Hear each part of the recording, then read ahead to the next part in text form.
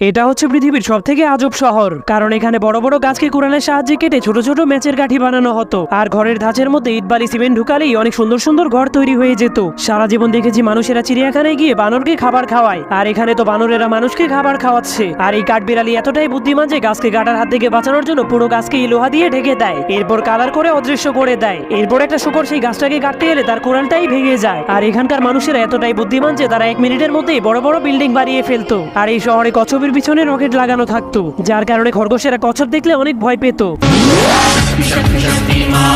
যার ফলে খরগোশ কখনোই কচ্ছপের সাথে রেসে জিততে পারতো না। আর এই শহরে পোকাদেরকে গাড়ির চাকা হিসেবে ব্যবহার করা হতো।